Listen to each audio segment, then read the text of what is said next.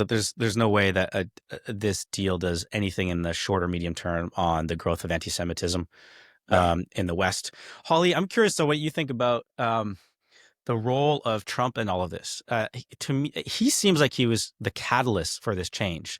Now that might be easy to say. Maybe we just got to a point where everyone was ready for some type of peace deal, and the U.S. coming in and applying a bit of pressure on the scales was what it took. But I, I watched clips of Trump's speech to the Knesset when he spoke to parliamentarians in Israel, and how he's been communicating and framing this deal.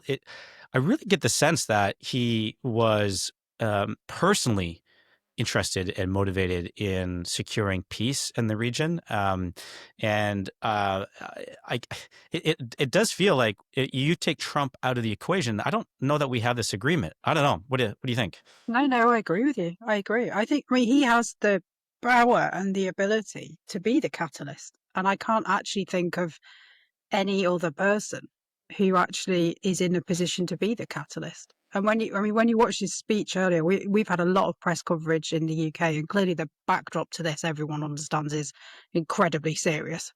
But to watch the way that he interacted with the UK Prime Minister Keir Starmer as he was naming all of those world leaders, and we just had this incredibly awkward, weird exchange where he kind of turned and said, "Well, where's United Kingdom?" And Keir Starmer, who'd been patiently waiting for his go to get named in what looked, remarkably like a school assembly at that point, stepped forward and then found himself sort of with his back, with Trump's back turned to him and having to step back again. Like no other person on the planet has the power to do that, to get all those people in that room, to just have everyone hanging off his every word as Trump did.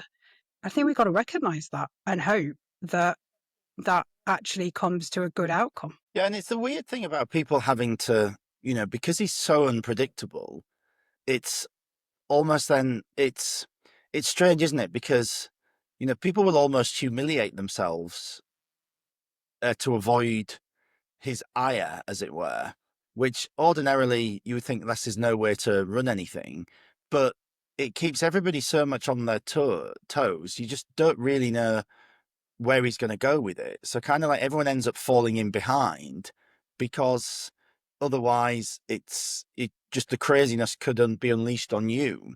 So it's, I don't think Biden could have done this because nobody would have taken seriously his threats. For example, if you're on if you're on the Arab side and the Arab nations, they, which Trump has obviously done a lot of work, and the Trump administration he's been doing a lot of work with them, and the Abraham Accords were his big thing from his first presidency. So this has been a big focus of his. Like they've fallen in line because they don't want to be on the ire of Trump. I don't think they would have thought anything would have changed with Biden if they hadn't come along on this.